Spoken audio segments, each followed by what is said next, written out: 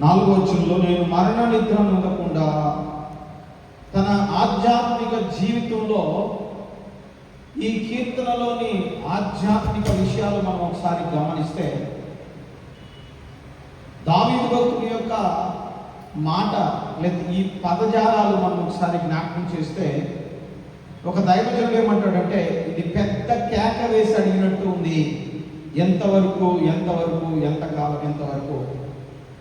వాస్తవమే, మన కష్టం వచ్చినప్పుడు, మన బాధ వచ్చినప్పుడు మనకు అనిపిస్తుంది, ఎందుకు ప్రభువా నాకు నువ్వు దూరం ఉన్నావు, ఎందుకు నాకు ఇలాంటి పరిస్థితి వచ్చింది, నాకు రావడానికి నన్ను విడిచిపెట్టావు కదా అనేటువంటి కాన్సెప్ట్లోనికి మన వ్యక్తిగత జీవితం వెళ్ళిపోవడం, వీటిని మనం త్వరగా గుర్తిస్తాం. ఏ మానవుడైనా, ఏ వ్యక్తి అయినా దేవుడు నాకు దూరం ఉన్నాడు అనే దానికి త్వరగా గుర్తిస్తాం. స్పందన కూడా త్వరగా ఉంటుంది ఆ విషయంలో. అబ్బా దేవుడు నాతో లేడండి, రికగ్నైజ్ చేయడానికి కూడా చాలా అద్భుతంగా వివరిస్తాం. కానీ అదే దేవుడు ఇదే కీర్తనలో జ్ఞాపకం చేస్తూ 4వ వచనంలో అంటున్నాడు, నేను మరణ నిద్ర నొందకుండా. ఎందుకు ఇక్కడ మరణ నిద్రని గురించి జ్ఞాపకం చేశారు? ఈ కీర్తనలో ఈయన ప్రత్యేకంగా మరణ నిద్ర యొక్క విషయాలను ఎందుకు జ్ఞాపకం చేశాడంటే, నువ్వు నన్ను మర్చిపోయావు కాబట్టి నేను ఈ భూమి మీద నేను ఏమైపోయినా అంటే నేను మరణమైపోయినా, నాకు నువ్వు దూరం ఉన్నావు, ఇది కన్ఫర్మేషన్ చేసుకున్నాడు. అయితే ఒక చిన్న కోరిక తనలో ఉన్న ఆ చిన్న కోరిక దేవుని యొక్క సంపూర్ణతను పొందుకోవడానికి ఆయన యొక్క డైలాగ్లో లేదా ఆయన యొక్క పదజాలలో థియోలాజికల్ ప్రాస్పెక్టివ్స్లో మనం చూస్తే, నేను మరణ నిద్ర నొందకుండా వాని గెలిచిన నా శత్రువులు చెప్పుకోకుండా, నేను తూలి ఉండగా నా విరోధులు హర్షింపకుండా నా కనులకు వెలిగి, నన్ను చూచిన వారు, నా శత్రువులు, నన్ను పగవారు నా మీద గెలిచి, ఇదిగో ఇతన్ని మేము గెలిచామో, ఇతడు నాకు దాసుడు లేదా ఇతడు నా పట్ల అపజయ పాలయ్యాడు అని చెప్పుకోకుండా, మేము ఈ వ్యక్తి పట్ల మేము జయం ఉందేమని చెప్పుకోకుండా ఆయన రిక్వెస్ట్ చేసుకుంటున్నాడు, దేవునికి రిక్వెస్ట్ చేసుకున్నాడు, విన్నపించుకుంటున్నాడు. అయితే అక్కడ చిన్న ఆశ ఏంటంటే నా కనులకు వెలిగి ప్రభువా, నేను నా అడుగులు చీకటిలో వేసినప్పుడల్లా ఈ చీకటి సంబంధమైన శత్రువులు నాకు కనబడుతున్నారు, చీకటి సంబంధమైన ఆశలు నన్ను ఏదో ఒక నిరుత్సాహంలోకి నడిపిస్తుంది. చాలా మంది కొన్ని సందర్భాలలో ఇంకెందుకు నేను బ్రతకడం, ఎందుకు యవనస్తులు చాలా మంది ఆత్మహత్యలు చేసుకున్నారంటే ఇదే విషయం. ఆత్మహత్య చేసుకోవడానికి గల కారణాలు ఏంటంటే, మనము వెలుగు వైపు చూడడానికి ఇష్టపడము, కానీ చీకటి వైపు తేరి చూడడానికి ఇష్టపడతాం. ఏదో కనబడుతుంది, ఏదో ఉంది, ఆశాజనకమైన జీవితం చీకటిలో ఏదో ఉందని పరిగెత్తుతూ ఉంటాం. మానవుని యొక్క నైజమే అది. అందుకని ఇక్కడ ఈయన జ్ఞాపకం చేస్తున్న ఈ యొక్క సందర్భంలో ఈయన అంటున్న మాటలు ఎంతవరకు అని ప్రశ్నిస్తూ చివరికి అంటున్నాడు, అయ్యా నా శత్రువులు లేతే నా శత్రువులు నా మీద గెలిచి నేను మరణ నిద్ర నొందకుండా, మరణ నిద్ర అంటే నేనేమంటానంటే ఇక్కడ ఒక చిన్న విషయాన్ని మీకు జ్ఞాపకం చేస్తాను, జాగ్రత్తగా గుర్తుంచుకోండి. దావీదు భక్తునికి ఈ అంశం బాగా అలవాటు ఉంది. ఒకడు పాపం చేస్తున్నాడు, దొంగతనం చేస్తున్నాడండి, ఇంట్లోనే మీ సహోదరి దొంగతనం చేస్తున్నట్టు మీ తమ్ముడు దొంగతనం చేస్తున్నాడు, నాకేమి ఎరగను, వాడు చేస్తే చేసుకున్నాడు అని గమ్ముకుంటే నువ్వు కూడా దొంగవే. ఎందుకు అంటే దాని విషయమై కనీసం ప్రశ్నించాలా బిడ్డని, అరే ఇది మంచిది కాదురా, ఇది మంచి ఆలోచన కాదు అని కనీసం ప్రశ్నించాలి, చెప్పాలి. కానీ నువ్వు ఎప్పుడైతే దాని మీద నాకెందుకులే అనుకుంటావో ఖచ్చితంగా నువ్వు కూడా దాంట్లో బాలిభాగం అవుతావు. చాలా మంది జీవితాల్లో పొరపాటు ఉంటుంది, కనబడుతూ ఉంటుంది. కనీసం ప్రార్థన చేస్తున్నారా? సరే హెచ్చరించలేకపోయారు, ఓకే, హెచ్చరించొద్దు, పక్కన పెట్టండి. హెచ్చరించే పని మనది కాదు. మనం కనీసం ప్రార్థన చేస్తున్నామా, ప్రభువా ఎందుకు ఇలా జరుగుతుంది అని ప్రార్థన చేశారా? ఎందుకు ఈరోజు చాలా మంది జీవితాల్లో మరణ నిద్ర అంటే ప్రార్థించుకునే అంశం కూడా లేకుండా బ్రతుకుతున్నారు. దేవుడు నాకు సమాధానం ఇస్తున్న నిరీక్షణ లేకుండా బ్రతుకుతున్నారు అంటే ఇదే కారణం. అంటే నువ్వు ఏమైపోతున్నావు అంటే, ఏ పక్షవాయు కలిగిన వాడిని నలుగురు మోసుకొని వచ్చినట్లు నిన్ను కూడా సృష్టిలో నలుగురు మోసుకొని వచ్చినట్లు దేవుని సన్నిధికి వస్తున్నావు. ఎలాగ వచ్చావో అలాగే వెళ్ళిపోతున్నావు. ఏ విధమైన మార్పు లే, ప్రార్థన లే, అడగాలనే ఆశ లేదు, దేవుని దగ్గర పొందుకోవాలని ఆశ లేదు, ఏ విధమైన మంచి దృక్పథము లేదు. నువ్వు నేను ఎలా ఉన్నామంటే, జీవించున్నాము అనే పేరు మాత్రమే, ప్రకటన గ్రంథంలో అంటాడు జీవించున్నాం అనే పేరు మాత్రమే ఏందండి, లేదా అది ప్రకటన గ్రంథంలో జీవించున్నాను పేరు మాత్రమే నీకుంది, కానీ నీవు మృతుడవే. ఆధ్యాత్మిక జీవితంలో పాపమును గర్దించకపోతే, దొంగలు చూసి ఒకవేళ నువ్వు హెచ్చరించకపోయినా ప్రార్థన చేయకపోతే నువ్వు కూడా పాలివాడు. గుర్తుపెట్టుకో. అదే అయ్యా, నేను మరణ నిద్ర ఉండకుండా, అంటే నేను వారితో పాలివాదము కాకుండా, నా అడుగులు చీకటిలో పడకుండా, నా అడుగులలో చీకటి సంబంధమైన ఆశలు నా మీద ఉండకుండా, నాకు వెలుగి, నా కనులకు వెలిగి ప్రభువా అంటే, ఈయన ఆధ్యాత్మిక జీవిత సంబంధమైన ఆశలు ఎలా ఉన్నాయంటే, నేను చీకటి వైపు నేను వెళ్ళను, నేను మనుషుల వైపు చూడను. అంతవరకు ఈ మొదటి వచనం నుండి 4వ వచనం లేక 3వ వచనం వరకు, అంతవరకు నువ్వు నాకు దూరంగా ఉన్నావు, నువ్వు నన్ను విడిచిపెట్టావు, నువ్వు నన్ను వెంబడించట్లేదు, నన్ను జ్ఞాపకం చేసుకోవట్లేదు అన్న మనిషి అన్న కీర్తనకారుడు 4వ వచనం చివరి లైన్లో నా కనులకు వెలిగి. ఎప్పుడైతే వెలిగి అని అన్నాడో, తన పదజాలాల యొక్క సంపూర్ణత అనేది చూడండి. ఎస్, నీ కనులకు వెలుగు కలిగితే నీ ఆధ్యాత్మిక జీవితంలో చీకటి వైపును చూడవు, చీకటి సంబంధమైన కోణం నీ మీద పనిచేయదు, చీకటి శక్తులు నీ మీద పనిచేయవు, చీకటి సంబంధమైన ఆశలు నిన్ను రేపవు. ఈడ్వబడి మరుల కొల్పబడి యాకోబుపత్రిక 1:14 వచ్చిన ప్రకారము పాపమంట ఈడ్చి మరులు కొలిపి పాపంలో తీసుకెళ్ళి దించుతుందంట. గుర్తుపెట్టుకో. ఈడ్వబడతామంట, ఈడవబడతాం. చూడండి ఒకసారి 1:14 వచ్చిన యాకోబుపత్రిక 1:14. తన స్వకీయమైన దురాశ చేత ఈడవబడి మరుల కొల్పబడిన వాడై. పాపము నిన్ను ఖచ్చితంగా నిన్ను ప్రేరేపిస్తుంది, నీ మీద ఒక బాణం ఉపయోగిస్తుంది. ఆ బాణం కాస్త నువ్వు ఎప్పుడైతే ఆలోచన చేస్తావో వెంటనే నిన్ను మరులు కలుపుతుంది, ఈడవబడుతుంది, చేసింది అక్కడ విడిచిపెట్టాను. గుర్తుపెట్టుకో. అందుకనే నేను మరణ నిద్రను అందకుండా చీకటి సమమైన ఆశల వైపు బాణాలు నా మీద ఉపయోగించిన, నేను చీకటి వైపు చూడకుండా చీకటి సమమైన విషయాల వైపు నా మనసు, నా కనులు, నా ఆధ్యాత్మిక జీవితం ఉండకుండా, వాడు సాతానుడైన శత్రువు నా మీద గెలిచాడని చెప్పుకునకుండా నా కనులకు వెలిగి ప్రభువా. దేవుని సన్నిధిలో మనం ఉన్నాం. నీ జీవితం ఎలా ఉండాలి తెలుసా? నీ కనులకు ఎప్పుడు వెలుగుతో సంబంధం కలిగి ఉండాలి. నీ కన్నులు ఎప్పుడు వెలిగించబడిన జ్యోతుల వలె ప్రభువు అన్నాడు క్రొత్త నిబంధనలో, నీ కన్ను చెడ్డదైతే నీ దేహం అంతా. చూడండి ఒక మాట మత్తయి సువార్తలో ప్రభువు అన్నాడు, నేను అన్నది కాదు, ఒకవేళ నేను అన్నది అనుకుంటారేమో. మత్తయి సువార్త 6వ అధ్యాయంలో ప్రభువు అన్నాడు, ఆయన అన్న మాట ఇది, నేను అన్నది కాదు. 6వ అధ్యాయము 20వ వచనం, 21, 22 వచనం చూడండి ఒకసారి. అచ్చట చిమ్మటి అయినను తుప్పైనను దాని తిరివేయదు. దొంగలు కన్ను మూసి దొంగలు, నీ ధనం ఎక్కడ నుండునో అక్కడనే నీ హృదయం ఉండును.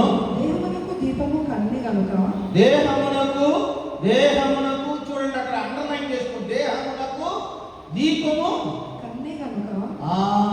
దేహమునకు దీపము కన్ను, కన్నే గనుక నీ కన్ను తేటగా ఉండిన ఎడల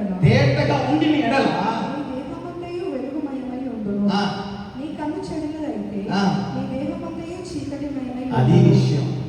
నీ కన్ను తేటగా ఉంటే, నీ కన్ను నువ్వు చూసే విధానంలో మంచి పద్ధతి నీకు ఉంటే. అందుకే 19వ కీర్తన నేను ఉదయం ధ్యానిస్తున్నప్పుడు 19వ కీర్తనలో 2వ భాగంలో మొదటి భాగమేమో సృష్టి యొక్క వివరణ, దేవుని కుమారుని యొక్క పెళ్లి కుమారుని యొక్క ప్రస్తావన తీసుకొచ్చాడు. రెండవ భాగంలో మీరు చూస్తే కీర్తనకారుడు దావీదు భక్తుడు రచించిన కీర్తన 19వ కీర్తనలో ఆయన అంటాడు, నీ ధర్మశాస్త్రం అద్భుతమైన మాట అక్కడ అంటాడు. 19వ కీర్తన 8వ వచనంలో మనం చూస్తాం. 7వ వచనంలో యెహోవా నియమించిన ధర్మశాస్త్రము యథార్థమైనది, అది ప్రాణమును తెప్పర వర్ధిల్లు చేయను.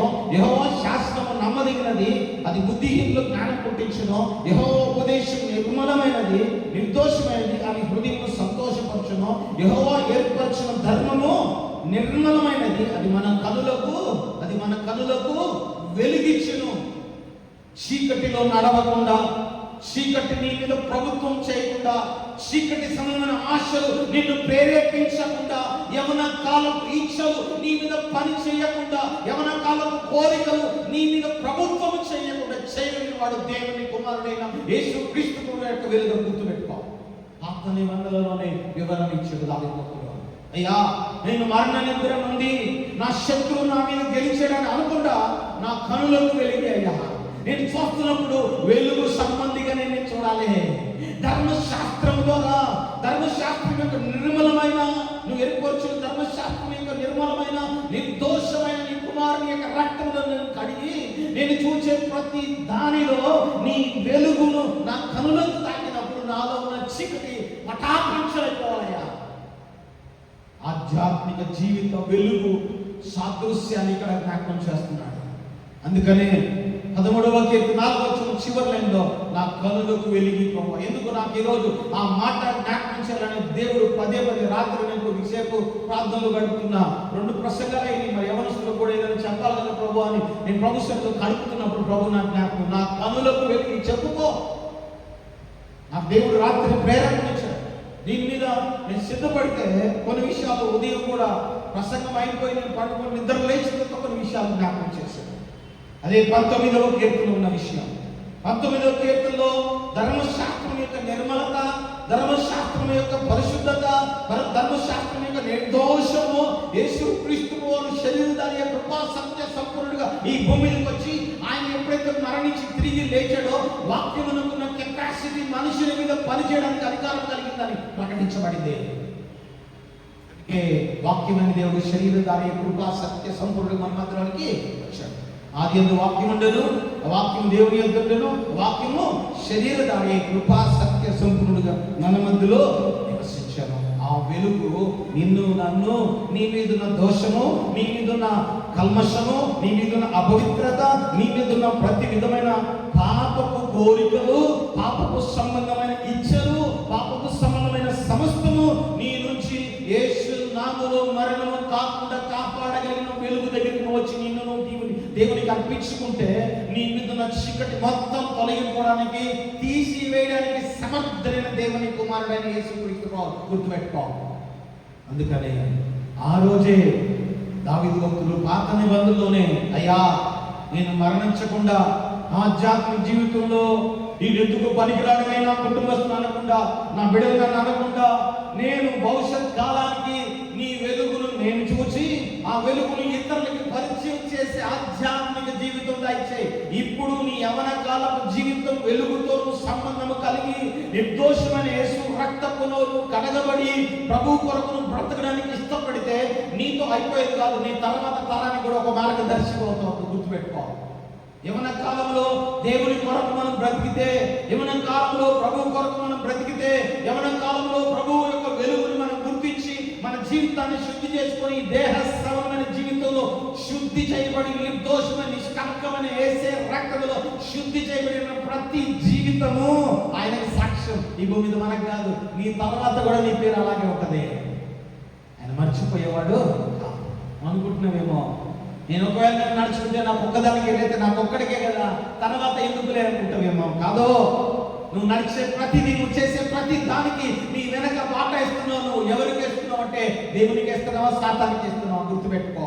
నువ్వు చేసే ప్రతి పనికి, నువ్వు చేసే ప్రతి దానికి నెక్స్ట్ తరానికి ఒక మార్గాన్ని ఇస్తున్నావు. ఏసేపు అలా అనుకోకుంటే, ఏసేపు జీవితం అలాంటిదైతే ఐగుప్తులో పొతిఫర్ భార్యతో పాపం చేయడానికి త్వరగా వెళ్ళిపోయేవాడు. అందుకే దేవునికి విరోధంగా నేను ఎట్లేదు వారు పాపమో చేయ.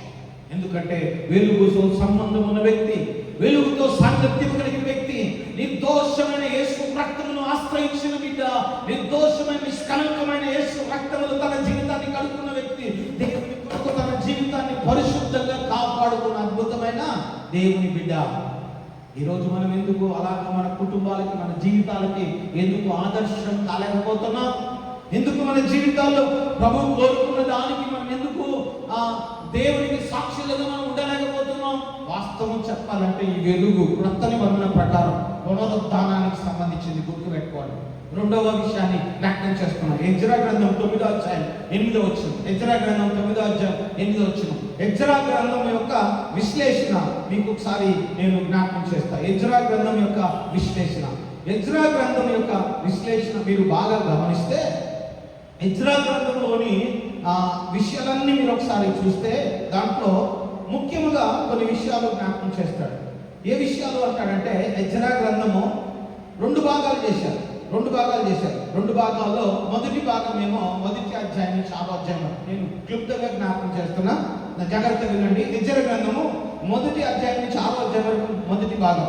రెండవ భాగము ఎజ్రా యొక్క ఆధ్యాత్మిక జీవితంలో దేవుని దగ్గర సంస్కరణలు చేయడానికి 7వ అధ్యాయం నుంచి 10వ అధ్యాయం వరకు ఉంది.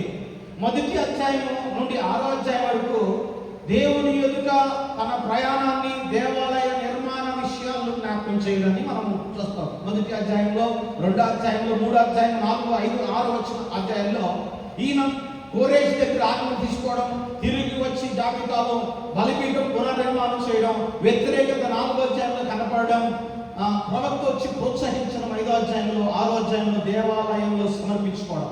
7వ అధ్యాయం నుంచి 10వ అధ్యాయం వరకు మీరు బాగా గమనిస్తే ఎజ్రా గారి ప్రయాణంలో ఆధ్యాత్మిక సంస్కరణలు అంటాయి. ఇవి ఆధ్యాత్మిక సంస్కరణలో 7వ అధ్యాయంలో ఏమో ఎజ్రా గారు యెరూషలేములోనికి రావడము, ప్రయాణము కొరకు ఆయన పరిస్థితులన్నీ అనుకూలపరచుకోవడము. 9వ అధ్యాయంలో మీరు బాగా గమనిస్తే ప్రజలను పాపము నుండి లేదా పాపము వైపు నుండి ప్రార్థన వైపునకు నడిపించిన ఎజ్రాకున్న ఆధ్యాత్మికమైన విషయం. పాపము నుండి ప్రజలను దేవుని దగ్గరికి తీసుకురావాలని కోరిక. పాపము అంటే ఆయన ఉద్దేశం. ఈ 9వ అధ్యాయం 8వ వచనం ఒకసారి చదువుతున్నాను.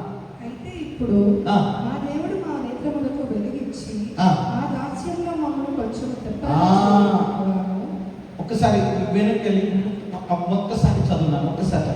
అయితే ఇప్పుడు మా దేవుడు మా నేత్రములకు వెలిగించి మా దాస్యంలో మనము కొంచెం తెప్పరిగా చేయనట్లు దేవునికి స్తోత్రం కలుగును గాక. అయ్యలారా వినండి అని ఇశ్రాయేలుకి జ్ఞాపకం చేస్తూ, మన దేవుడు మన నేత్రములకు వెలిగించి మా దాస్యము మమ్మను కొంచెము తెప్పరిల్లినట్లు చేసి. అంటే అప్పటి కాలంలో ఆ రోజు ఏం జరుగుతుందంటే, దేవాలయం కడదామంటే ఆటంకాలు, బలిపీఠం మీద బలి ఇద్దామంటే ఆటంకాలు. ఎజ్రా గారు నిలబడి ప్రజలను పాపం నుండి బయటికి తీసుకురావడానికి ఇష్టపడుతూ ఆయన అంటున్నాడు, అయ్యా మన కనులకు వెలిగించే నాదుడు ఒక ఆయన ఉన్నాడు, ఆయన వెలుగు చేత మనము కానీ వెలిగించబడితే దాస్యం నుండి బయటకు వస్తాము.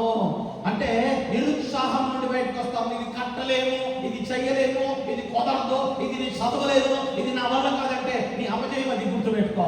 నిన్ను నాశనం వైపు నడిపించుకుంటున్నావు. ఇది కుదరదు, ఇది నేను చదవలేను, ఇది నా వల్ల కాదంటే నువ్వు దేవుని చేతగామని చేస్తున్నావు. ప్రభువులు ఇచ్చేటప్పుడు ఉదయం జ్ఞాపకం చేసి, దేవుడు నాకు జ్ఞాపకం చేసి, ప్రభు వల్లను మనం విలువగా చూసేటప్పుడు, ప్రభు వల్లను ఎప్పుడైతే విలువగా మనం అంగీకరిస్తామో, ఆయన విలువను మనం కాపాడామో, ఆ విలువ మనం కాపాడితే మనల్ని కాపాడేవాడు ఆయన. అది గుర్తుపెట్టుకోవాలి. మన విలువలు ఎప్పుడైనా తక్కువ చేయడం, నువ్వు తక్కువ చేసుకుంటున్నావు. నా వల్ల కాదయ్యా, నేను చేయలేదయ్యా, నాకు కుదరదయ్యా. తల్లిదండ్రులు అంటారు, ఇది చదువుకోమా, ఇది చెయ్యమ్మా, ఇది చేయనాయన, నా వల్ల కాదు, హో నేను చదవలేను. కష్టపడకూడదా? ప్రార్థన చేయకూడదా? వాక్యం చదవకూడదా? ఉపవాసం ఉండి ప్రభు దగ్గర అడగరాదు?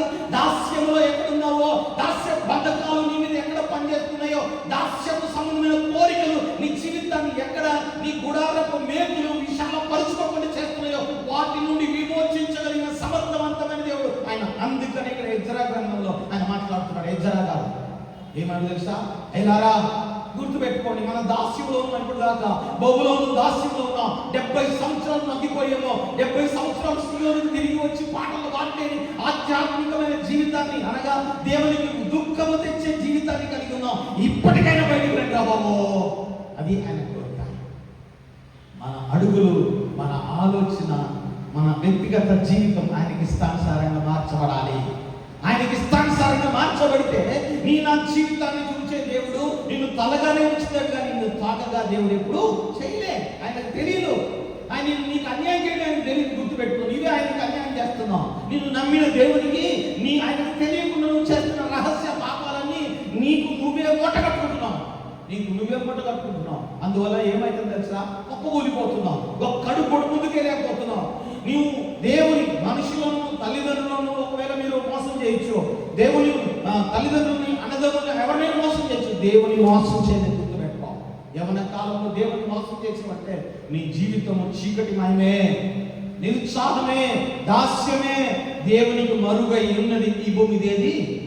అందుకని ఎజ్రా వారితో మాట్లాడుతూ, ఎజ్రా గారు వారితోటి ఆయన అంటున్న మాటలు, అయ్యలారా మనం దాస్యం నుండి బయటకు వచ్చాము అంటే దేవాలయ నిర్మాణము, నీ దేహ సంబంధమైన నిర్మాణంలో నీవు దాస్యముల నుంచి బయటకు వచ్చావు. కాబట్టి మనము మన కనులకు వెలుగిచ్చువాడు ఆయన. మనం వేసే ప్రతి అడుగు వెలుగు సంబంధమైన క్రీస్తుతో కలిసి మనం అడుగులేద్దాం. దేవునికి స్తోత్రం కలగాలి. మూడో విషయం, ఎఫెసీ పత్రిక 1వ అధ్యాయం 18వ వచనంలో, ఎఫెసీ పత్రిక అపోస్తలుడైన పౌలు భక్తుడు రాస్తూ 1వ అధ్యాయం 18వ వచనంలో ఆయన జ్ఞాపకం చేస్తున్న విషయం మీరు ఒకసారి చూస్తే, మరియు మీ మనోనేత్రములు వెలిగింపబడినందున ఆయన మిమ్మల్ని పిలిచిన పిలుపున వలన నిరీక్షణ ఎట్టిదో పరిశుద్ధులలో ఆయన స్వాస్థ్యం యొక్క మహిమైశ్వర్యం ఎట్టిదో ఆయన క్రీస్తునందు వినియోగపరిచిన బలాతిశయమును బట్టి విశ్వసించు మన యందు ఆయన చూపుచున్న తన శక్తి యొక్క అపరిమితమైన మహాత్మ్యం ఎట్టిదో మీరు తెలుసుకోవాలని మన ప్రభువైన యేసుక్రీస్తు యొక్క దేవుడైన మహిమ స్వరూపియగు తండ్రి తను తెలుసుకోండి అంటూ మీకు జ్ఞానము ప్రత్యక్షతను గల మనస్సు అనుగ్రహించినట్లు నేను నా ప్రార్థనలు యందు మిమ్మల్ని గూర్చి విజ్ఞాపన చేయించున్నాను. ఇక్కడ అంటున్నాడు, అయ్యలారా మన మనోనేత్రములు వెలిగించబడి, మనోనేత్రం వెలిగించబడితే ధర్మశాస్త్రం లోతైన విషయాలు అర్థమైతాయి. మన మనోనేత్రాలు వెలిగించబడితే ధర్మశాస్త్రం రెండవ కోణం నీకు అర్థమవుతుంది. ఒకటే ధర్మశాస్త్రం, ఇది చదివితే అర్థమవుతుంది. ఒకవేళ బుర్రలో ఉండొచ్చు, కానీ దాంట్లో ఉన్న ఆధ్యాత్మిక కోణం నీకు అర్థం కావాలంటే నీ మనోనేత్రాలు వెలిగించబడాలి. నీ మనోనేత్రాలు వెలిగించబడి వెలుగుతో నువ్వు అడుగులేసినప్పుడు, వెలుగు సంబంధమైన చీకులు అడుగులేసి నిర్దోషమైన యేసు రక్తంలో కడగబడి దాస్యం నుండి బయటకు వచ్చి ప్రభువు కొరకు ఎప్పుడైతే ఆ మనోనేత్రములు వెలిగించబడిన ఆధ్యాత్మిక జీవితం ఉంటుందో, నీకు రాబోతున్న ప్రతి కష్టం నుంచి విమోచించగలిగిన వాడు, తప్పించగలిగిన వాడు సమర్థవంతమైన దేవుడు. ఇందాక మనము చివరి 2వ ఆరాధనలో మత్స్యగిరి గారు చిన్న సాక్ష్యం చెప్పాం. చిన్న సాక్ష్యం, పెద్దది కూడా. నా 3 పల్టీలు కొట్టిందట బండి. ఆయన డ్రైవ్ చేస్తున్న కారు 3 పల్టీలు కొట్టిందట. అస్సలు బ్రతకడం అనేది అసాధ్యమని ఇక్కడి నుంచే చెప్పిండు. బ్రతకడం అనేది కుదరదని చెప్పాడు. ఆయన అంటున్నాడు, ఇది దేవుని కృప తప్ప ఇంకొకటి లేదు. పట్టుకున్న నేను, నా పక్కన సిలువ తప్ప మొత్తం ఖరాబ్ అయిపోయింది. బండి కూడా ఉపయోగపడేటట్లేదు. మీరు కావాలంటే నా దగ్గర వాట్సాప్లో ఫొటోస్ చూడండి. అసలు బండి ఉపయోగపడేటట్లు లేదు. అది అనగా కారు. దానిని 50లోనో 60లోనో ఉన్నాడు ఆయన. ఏదో బలి అడ్డొచ్చిందని పక్కకు తిప్పాడు. దానికి ఏదో దేనికో గుద్దేశాడు, వెళ్ళిపోయి అది 3 పలికింతలు 3 డైన్ కొట్టాడంట.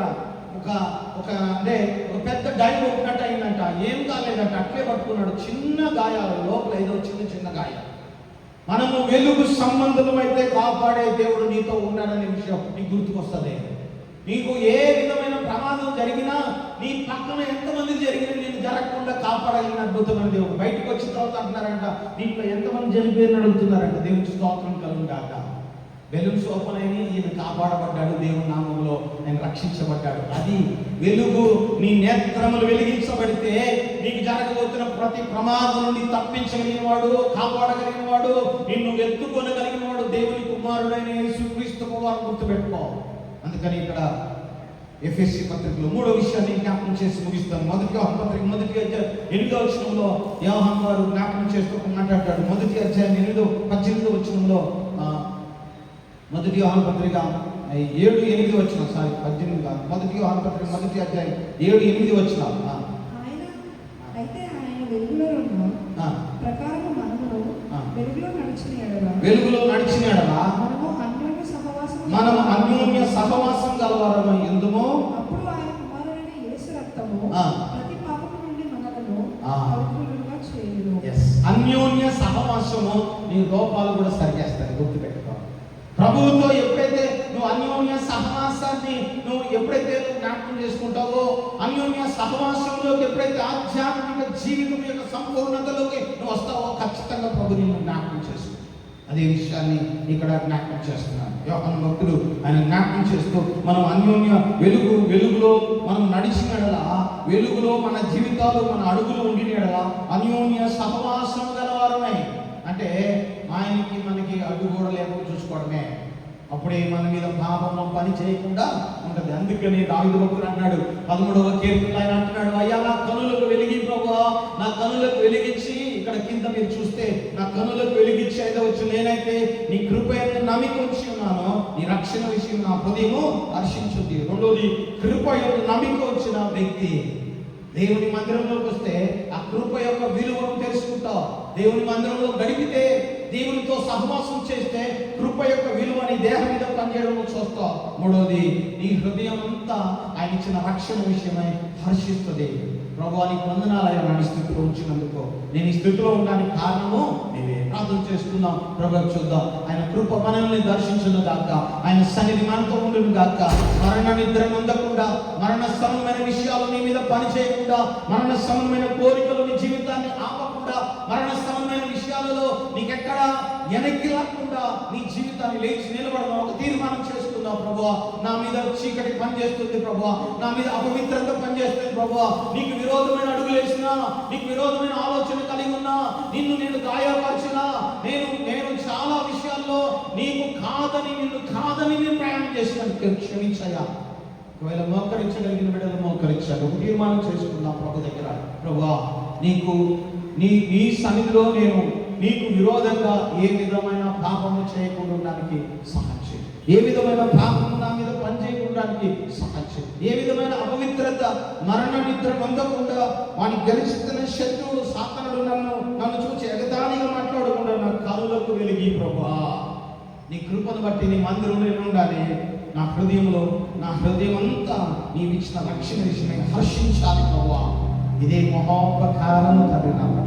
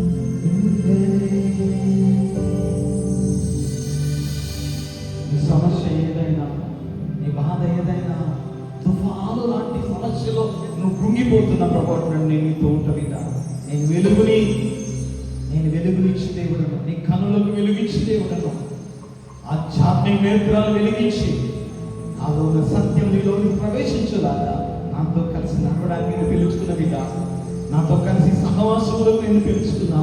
ఈ భూమి మీద ఉన్నప్పుడే నీ జీవితం వెలుగుమయమై ఉండాలి. నీ జీవితం వెలుగుతో సంబంధం కలిగి ఉండాలి.